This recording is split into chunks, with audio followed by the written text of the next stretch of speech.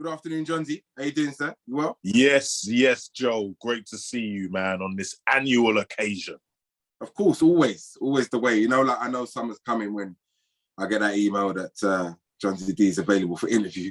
And Breakin Convention is coming. The vanguard of British hip hop theatre, dance theatre. I'm looking forward to it. You know why? Because it's been funny over the last couple of years with masks and being locked up and digital this and online that, and just not being able, not being able to get down there and see the full capacity energy that is Breakin Convention. But the truth is, we've been doing it throughout the lockdown. No, yeah? I know, but not full capacity, right? So you never stopped. Right. I was gonna get there, but you never stopped, and hopefully. You know what I mean? Like this year, I'm just like, they haven't said anything. Benny hasn't said anything, and we're going to go in on it. The reason I'm going in on it is because I'm hoping, right, that the fact that we're doing this interview so early, Jonzi, gets our people to go and buy their tickets now and to sign up for, the SADLER'S WELLS database, so they have access to all of these events that are coming up early. If we've learned anything over the last couple of years is, life's short, man. We've got to experience as much as we can, as soon as we can, right? So we want people to get out and buy tickets, yeah? Is that right? Absolutely. And it's such a wicked, I mean wicked from the most positive sense, idea to start early, because let's be frank, man, Breakin Convention always sells out, yeah? And it usually sells out because the SADLER'S WELLS kind of the season brochure comes out, you know what I mean? So therefore people from earlier just booking up the tickets, whereas usually when we do Breakin Convention specific promo, that's a bit closer to the time. By then tickets sold out, yeah? So what you got to do, crowd of people who read The Voice, is book your tickets early. To be honest with you, on a very general level, I'd like to just share that SADLER'S WELLS are doing some amazing new initiatives right now, yeah? The Alistair Spalding and myself, we are leading on an initiative called Well Seasoned, yeah? And we're putting a focus on Black people's work at SADLER'S WELLS, yeah? In the main stage, not no small time business, yeah? So we've got a whole bunch of artists throughout the first 6 months, stretching off into the next 8 months, actually, where there's high quality Black work on that stage, you know what I mean? And for me, we're shouting from the rooftops about it because we want to get Black people in the building, yeah? It's not as simple as just having Black people on stage and performing to the same white middle class audience that go there all the time, yeah? This is about bringing in London into the building, you know what I mean? And London's just very melanated, so we need to just push that, So yeah, man, so this is all part of a much bigger agenda, you know what I mean? Breakin Convention, Breakin Convention, just so happy to be back, brethren, yeah? Because right now, we've been doing it throughout lockdowns, you know what I mean? Which means we've been quite limited to national acts, you know what I mean? But this time we are coming back international, you know what I mean? And we can sit close together now. We don't need to worry about sitting like with 3 and 4 seats in between the next person, you know what I mean? I'll be honest, last year's experience, it was so fantastic that it really made me just resent what time we were living in, and the fact that not everybody could come in and witness some of the performances that I was fortunate enough to be able to come and witness. There was one in particular, I forget her name, the dark-skinned young lady, ponytail, energy for days. What was her name, Jonzi? You must know. That was Patience J. Bad, dangerous. And I remember coming out last year and tweeting, I think I sent her a message on Instagram just to say, listen, performance was just super solid, man. Now, I know that we're really, really early, right? And there's no lineups pinned down yet, and you're in negotiations, and I know that you can't, let us know exactly who's there and what's going on at this stage. But what can you share? I can share some bits, yeah. I can share the fact that the originals, Boy Blue, they're going to be in the building. You know what I mean? After taking a little hiatus, they will be back. Check out their work, A Night of Boy Blue at the Barbican. You know what I mean? That's coming up in March. But yeah, they'll be there for Breakin Convention. But I'm really excited to say that we are having Company Naya. Yeah, this is a company from the north of France that was meant to be here 2 years ago, but wasn't able to last year. There was some stupidness with some 5-day, 10-day quarantine stupidness. But now they're going to be here and they're going to be doing a whole night on the Friday night of the weekend, because usually we do just Saturday and Sunday, but we're doing a whole night of them on the Friday. And it's really important to check this particular piece out, because they're documenting the migrant mining community that one of the dancers' parents come from. You know what I mean?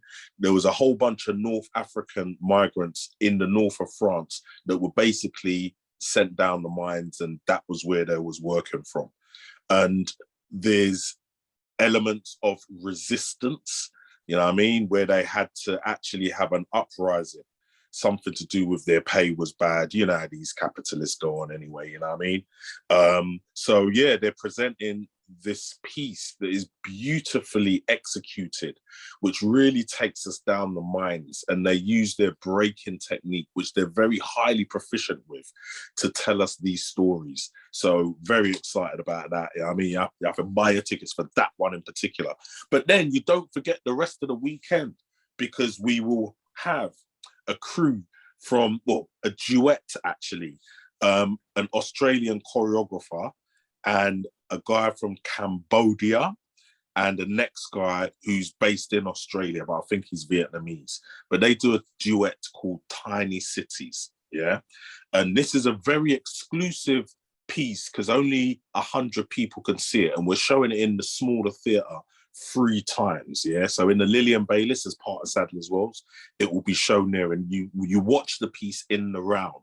So to a certain extent, there's like a kind of, we're a return back to prior to the proscenium arch, where we're watching the work in the round. So they're performing that 3 times, so make sure you come check that out. It's called Tiny Cities. Also, very excited to mention Bird Gang from the UK, because they're collaborating with a magician, yeah? And Bird Gang, they've always liked to play with I guess, illusion by wearing masks and stuff. But this time they're going in. Yeah, they're in the magic circle now. I spoke to Mans. I was like, yeah. So how'd you do? And he was like, nope. We are sworn to not tell you anything about how we do these tricks. So right, that sounds interesting, boy. That sounds real cool. Dude, I can't wait to see it, yeah? Because I'm going to be watching from the side in the wings. So I'm going to be checking out all the magic circle secrets. Trust me upon that.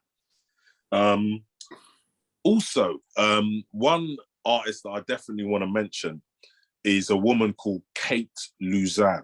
And the reason why specifically I want to mention her is because she's from Ukraine. Yeah. And as we know, there's potential strife going on there. So I just hope and pray that she's able to come over to London, you know what I mean? But she's an amazing soloist who does all her work in high heels. Yeah, and she's mad flexible. I guess it's kind of contortionism with an element of tutting. It's not definable, you know what I mean? I think her work is mad special. And there's a few other big artists coming over, but I just can't even mention it, yeah? Fair play, man. I know how these negotiations go. So just get them across the line, because I understand a few of them are quite big and would represent a real spectacle. So fingers crossed for you on that. Listen, what year are we in? How many consecutive years is this? Well, it's not quite consecutive, because there was a couple of funny bits over the last couple of years, but we're talking 18 years now. I'm asking that is because I've the last 3 years been the most difficult of those 18. One would imagine the starting period, the first 3 to 5 years is always difficult establishing yourself. But I mean, the last 3 years, man, that must have been tough. And do you feel like you can handle anything now? Yes. I totally feel like we can handle anything, because there was an element of luck as well, do you know what I mean? Because there were certain gigs that we planned, and the week after we went back into lockdown. So this is what happened about a year and 2 months ago. And then this year we managed to start, but we lost the French act that was meant to be part of the program as a result of these quarantine rulings and stuff. So so it was a challenge. But I have to say, man, it's belief, you know what I mean? It's belief in what you think is going to be healthy for the community, do you know what I mean? So we're in this space where health is a big deal. I think dance is healthy, do you know what I mean? I think going out and seeing some dance, putting a smile on your face, connecting with other people, all of these things are going to contribute to good health, you know what I mean? So, yeah, man, come to Breakin Convention if you want to defeat COVID. You know, outside of what you do, Jonzi, right, on that whole subject of dance being a healthy pastime, you know, what else is happening in the dance space, maybe just outside, like I said, outside of dance hip hop theatre, that you find innovative and appealing? What I really like is immersive work. This is something that has become, you know, the modus operandi right now of theatre, you know what I mean? And there's artists like, or groups like Punch Drunk, who are really famous for using huge warehouse spaces with loads of different rooms in which you can walk around. Not even promenade style. It feels completely free in the kind of spaces that you can work with. And also in this particular Punch Drunk show, they had little cubicles in which performers would invite you into the space and have an intimate one-on-one performance, you know what I mean? So I'd say that is really what's exciting me at the moment. And I just want to big up man like Ivan Blackstock, who's got a show, Trap Lords, which is going to be happening at 180 The Strand in April. And he's using some of these devices in an immersive way to tell a story about a young Black man and his traumatic mind, I guess. But we use different spaces. There's little corridors with little performances happening and stuff. So yeah, man, the immersive world, I think, is exciting. Okay, yeah, I'm gonna check out some of that as well. And I haven't really found myself encompassing too much. So here goes. That's cue for all the people that have emailed me stuff to get on me now. I haven't asked you this question before, but just before we sign off, you know, for those who are wondering, this Breakin Convention is on 30th of April, over that weekend till May the 1st, right? Those couple of days. So as we said, get your tickets early, sign up for the database. There's loads of goodies coming, as Jonzi's outlined. One question I've never asked you, Jonzi, and with like a significant anniversary coming up, like your 20th, right, in a couple of years, if you had the ultimate budget and could curate the ultimate lineup at this point, who would be on that? Who would be on that show? Whew. That is huge. I want to restrict it to no more than 10 acts, even if you get there. I ain't gonna get there, but let's try. Okay, well then give us your top. Okay, I would say there's a company from France called okay, the piece is called Drop It, and the company is called Frank de Louise. We performed it in London, the second Breakin Convention ever. I would love to bring that piece back. It still really stands high on the level of great hip hop theatre work. So that one's going to have to come back. I would also say another crew where a few of the members have died, actually. Rest in peace to them. Babson is one of them. But a crew called Wanted Posse, they were also from France. They absolutely smashed it. Another crew I would definitely put on there is Mio Song. They are from Korea and featuring some, you know, world champion breakers in that crew. I'd want to bring them back again for sure. From America, I would love to see Poppin' Pete, but doing a comedy show, yeah? Because my man is funny as hell. And basically, I just think he could just do an amazing comedy show. And he's not quite done it yet, but just putting the word out now, Pete, yeah? We're looking for you. I think that Soweto Skeleton Movers, they have to get up there again. It's funny, there's a lot of artists that I've worked with before that I'd like to work with again, basically, do you know what I mean? Because generally, the reason why I think there's not that many artists that I'd love to get is because if I'd love to get them, I'll get them. Do you get what I'm saying? So, but let me just think of some artists that I haven't had yet.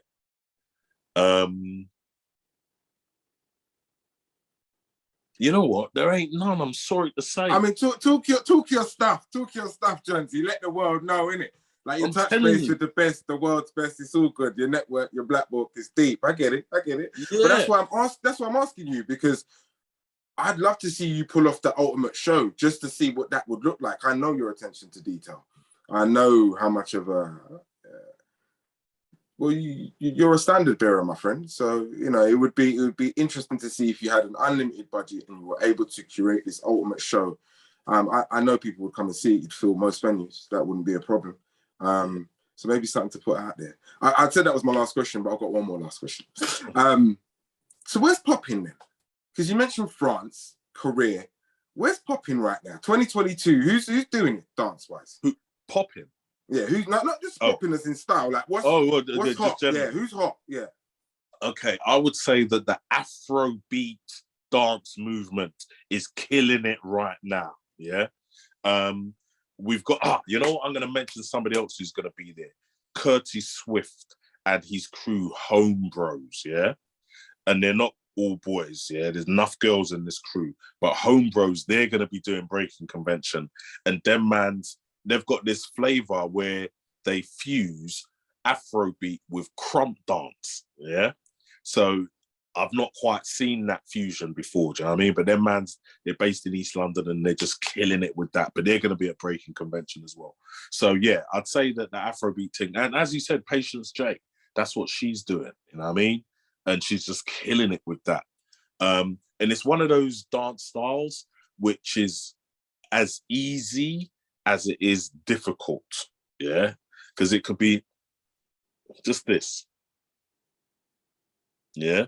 And then you can get into some undulating hit thing, do you know what I mean? Which is just on the next level. So yeah, man, I think Afrobeat is the popping thing. But breaking, for me, is the dance style that is the most athletic, the most virtuoso, you know what I mean? They're doing, when a human being flies, it will be a B-boy or a B-girl, yeah? Telling you, because the stuff that these breakers are doing, they're just taking it to so many levels, you know what I mean?